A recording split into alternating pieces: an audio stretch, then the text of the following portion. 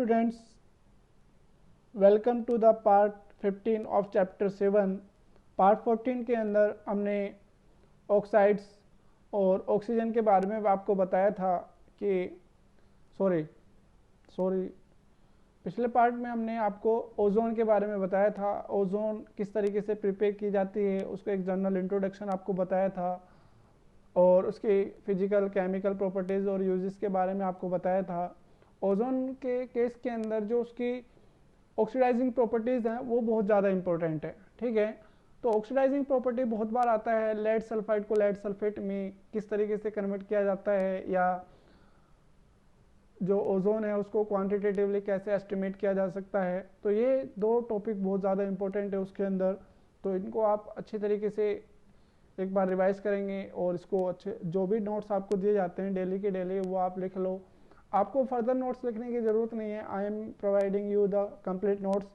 जो भी आपको दिया जा रहा है वो एक कंप्लीट नोट्स की तरह दिए जा रहे हैं। अभी initially there was short notes, but अब जो मैं आपको दे रहा हूँ वो क्या है, वो कंप्लीट नोट्स हैं। उसमें आपको कुछ भी ऐड ऑन करने की ज़रूरत नहीं है, आप उनको एज इट इज़ लिख सकते हैं। ठीक है, क्योंकि इससे ज़्यादा आप क्या ही लिखेंगे उसमें। मैंने काफ़ी लेंथी और काफ़ी एक्यूरेट करके उसको लिखा है। And so just don't waste time finding out in books or notebooks, just write it all those notes and then do the questions। आप नोट्स लिखने के बाद उनको याद करो और उसके रिलेटेड क्वेश्चंस कैसे आ रहे हैं वो आप इन टेक्स्ट क्वेश्चन और एक्सरसाइज क्वेश्चन करके देख सकते हैं। And you will know that the notes are sufficient, you don't have to write separately from any other books. Okay, so इस पार्ट के अंदर पार्ट 15 के अंदर हम आपको बताएंगे सल्फ़र जो होता है, सल्फ़र के एलोट्रोपिक फॉर्म्स के बारे में बताएंगे और दो प्रिपरेशन करेंगे किसकी, सल्फ़र डाइऑक्साइड की। क्योंकि बहुत ज़्यादा लेंथी हो जाता है ये टॉपिक, तो इसलिए मैंने आपको थोड़ा कम किया है। ठीक है, तो आइए पढ़ते हैं एलोट्रोपिक फॉर्म्स ऑफ सल्फ़र। तो सल्फ़र क्या होता है, it is the second element of group 16। इसका जो सिंबल होता है एस होता है, लेकिन जो सल्फ़र होता है अर्थ क्रस्ट के अंदर इसके बहुत सारे एलोट्रोपिक फॉर्म्स मिलते हैं हमें, बहुत सारे। लेकिन उन एलोट्रोपिक फॉर्म्स में सिर्फ दो ही एलोट्रोपिक फॉर्म्स ऐसी होती हैं जो स्टेबल होती हैं और जो मेजर अमाउंट में मिलती हैं, दैट इज़ रोम्बिक सल्फ़र या alpha sulphur and monoclinic sulphur या बेटा सल्फ़र। इन दोनों फॉर्म्स में जो आपका रोम्बिक सल्फ़र होता है वो ज़्यादा स्टेबल होता है रूम टेम्परेचर पर, लेकिन अगर हम उसको ज़्यादा गर्म कर दें 369 केल्विन से ऊपर गर्म कर दें तो वो मोनोक्लिनिक सल्फर में कन्वर्ट हो जाता है। ठीक है, तो अगर आपको आता है explain the allotropes of sulphur, you have to write down all this things whatever I have written here. Okay, तो आपको पता चल गया कि जो सल्फर होते हैं उसके दो मेजर आइसोटोप्स एलोट्रोपिक फॉर्म कौन से होती है, rhombic sulphur that is alpha sulphur and monoclinic sulphur that is called beta sulphur. और इसमें जो रोम्बिक सल्फर होता है, rhombic sulphur is more stable than monoclinic sulphur at room temperature. ठीक है, now we will talk about the rhombic sulphur. तो जो rhombic sulphur होता है उसका कलर येलो होता है। इसका जो मेल्टिंग पॉइंट होता है वो 385.8 केल्विन होता है। इसकी जो स्पेसिफिक ग्रेविटी होती है 2.06 होती है, मीन्स वाटर से ज़्यादा इसकी ग्रेविटी होती है। स्पेसिफिक ग्रेविटी क्या होती है, the density of any substance with respect to water. Water की डेंसिटी के रेस्पेक्ट में किसी की भी जो डेंसिटी होती है वो स्पेसिफिक ग्रेविटी होती है। स्पेसिफिक ग्रेविटी की कोई यूनिट नहीं होती है, because it is the ratio of same units, same quantities का ये क्या होता है, रेशियो होता है, इसलिए ये क्या होता है, यूनिट लेस होता है। It is form by the evaporation of roll sulphur in CS2 solution. जब हम रोल सल्फर का मतलब है जो मार्केट के अंदर सल्फर बेची जाती है, मतलब एक किसके फॉर्म में, स्टोन फॉर्म में या एक बहुत बड़े क्रिस्टल के फॉर्म में या पाउडर फॉर्म में, रोल सल्फर बोलते हैं उसको। तो रोल का मतलब होता है जो मार्केट के अंदर सर्कुलेट की जा रही है वो सल्फर।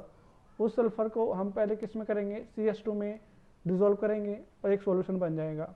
फिर उस सॉल्यूशन को क्या करेंगे, इवेपोरेट करेंगे। इवेपोरेट करने के बाद CS2 वहाँ से इवेपोरेट हो जाएगा, जो नीचे बच जाते हैं वो हमें क्या देगा, rhombic sulphur that is alpha sulphur के क्रिस्टल आपको मिल जाते हैं। जो CS2 होती है वो वाटर के अंदर इंसॉल्युबल होती है, ठीक है। जो रोम्बिक सल्फर होता है वो वाटर के अंदर इंसॉल्युबल होता है, लेकिन ये CS2 में सबसे ज़्यादा सोल्यूबल होता है और बेंजीन, अल्कोहल, ईथर में भी सोल्यूबल हो सकता है, ठीक है। आए समझ में। Now we will talk about the second allotropic form of sulphur, that is monoclinic sulphur. तो क्या होता है मोनोक्लिनिक सल्फर के अंदर, इसका जो मेल्टिंग पॉइंट होता है वो रोम्बिक सल्फर से ज़्यादा होता है। इट इज़ 393, मीन्स इतना ज़्यादा भी नहीं है, वो 385.8 कैल्विन होता है और ये 393 कैल्विन होता है। लेकिन इसकी जो स्पेसिफिक ग्रेविटी होती है वो रोम्बिक सल्फर से कम होती है, इट इज़ 1.98। ये भी क्या होता है CS2 में सोल्यूबल होता है और वाटर में इंसोल्यूबल होता है। That is common between this two forms. Okay, now we will talk about the next property, melting point. It is prepared by the it is not melting point, it is preparation. जो rhombic sulphur होता है उससे हम क्या बनाते हैं, monoclinic sulphur बनाते हैं, या आप कह सकते हैं जो मोनोक्लिनिक सल्फर होता है वो रोम्बिक सल्फर से बनाया जाता है। इसके बनाने की प्रोसेस जो होती है वो आपकी बुक के अंदर दे रखी है, आप उसको देख सकते हैं। उसके अंदर क्या होता है, एक बॉइलिंग डिश होती है, उसके अंदर हम रोम्बिक सल्फर को बहुत ज़्यादा गर्म करते हैं तो वो लिक्विड में बदल जाता है, फिर हम उसको ठंडा होने के लिए रख देते हैं। तो जब ठंडा होता है तो उसके ऊपर एक क्रस्ट बन जाती है, मतलब ऊपर से वो क्या करने लग जाता है, जम जाता है।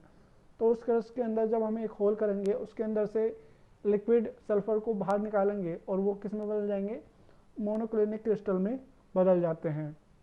तो वो प्रोसेस आप बुक से पढ़ सकते हैं। It is just you have to write this, it is prepared by melting the rhombic sulphur. Rhombic sulphur को मेल्ट किया, फिर उससे क्रिस्टल बना लिए, ठीक है। It is colourless and have needle shape crystals.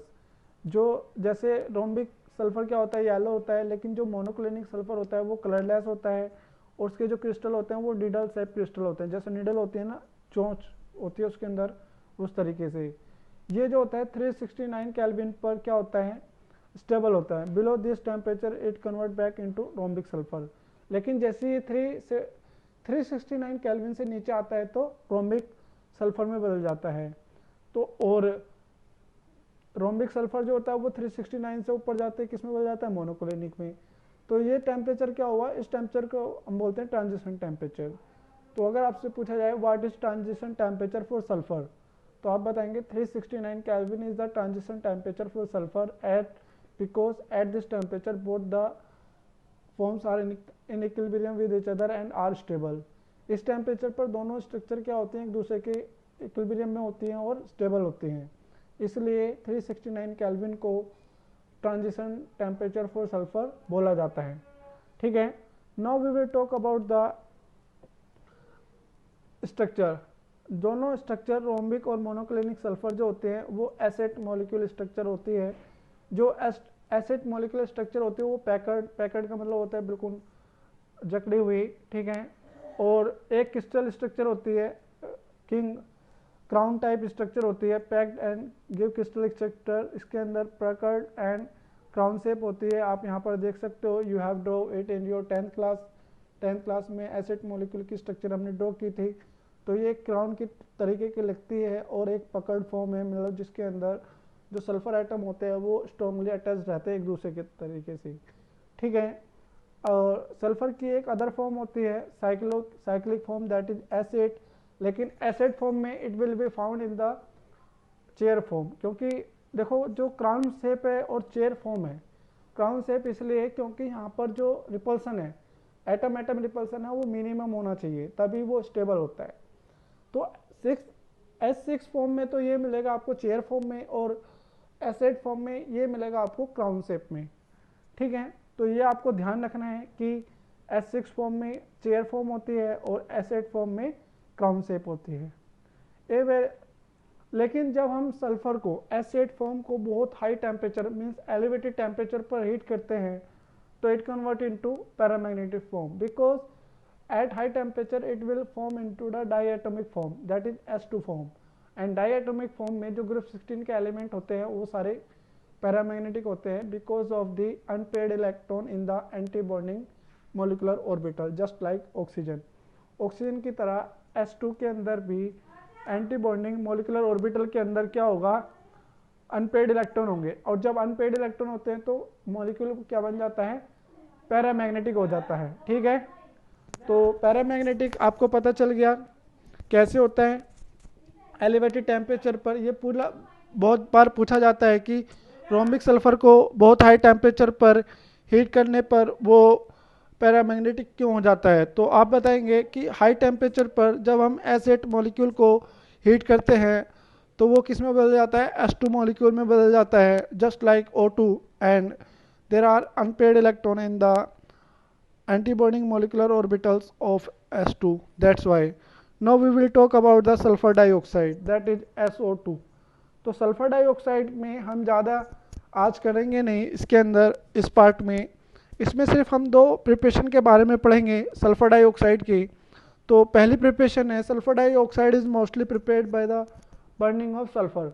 लेकिन इसमें क्या एक नुकसान होता है, जब हम सल्फर को बर्न करते हैं तो वहाँ पर sulphur means sulphur dioxide SO2 के साथ साथ SO3 भी प्रिपेयर हो जाती है।